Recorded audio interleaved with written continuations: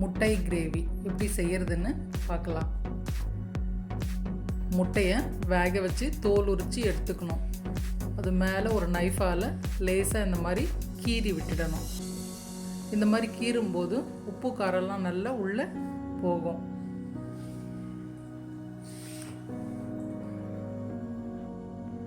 ஒரு கடாயில் சமையல் எண்ணெய் 2.5 to 3 ஸ்பூன் விட்டுக்கலாம்.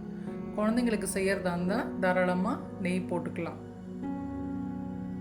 எண்ணெய் நல்லா காஞ்சிருச்சு. இதில் 2 கப் வெங்காயம் பொடியாக கட் பண்ணி வச்சுருக்கேன். இதை போட்டு ஃப்ரை பண்ணணும்.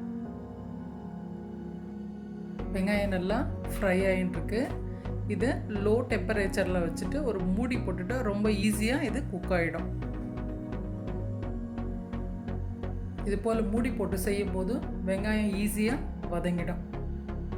வெங்காயம் அதிகமாக போட்டு செய்கிற கிரேவி இது. இந்த கிரேவி சாதத்துக்கு பிசைஞ்சு சாப்பிட ரொம்ப நல்லா இருக்கும். இதில் 1/4 ஸ்பூன் மஞ்சள் தூள் சேர்த்துக்கணும்.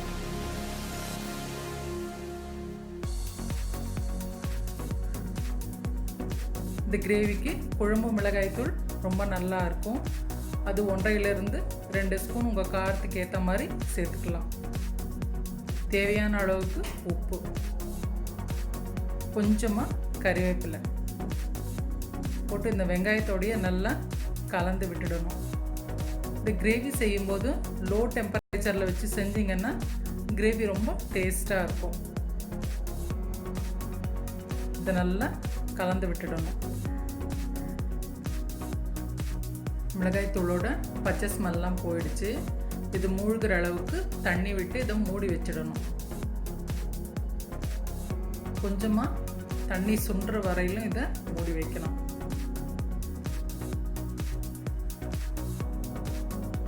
இந்த கிரேவியில் இருக்கிற தண்ணியெலாம் ஓரளவுக்கு சுண்டி இருக்குது. இந்த பதத்தில் இந்த வேக வச்ச முட்டையை இதில் போட்டு நல்லா கலந்து விட்டுட்டு மூடி வச்சிடணும்.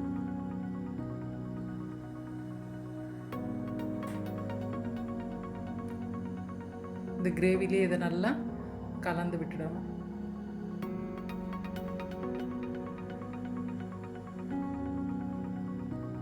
எண்ணெய்லாம் நல்லா பிரிஞ்சு வந்திருக்க பாருங்கள். முட்டை கிரேவி ரெடி ஆயிடுச்சு.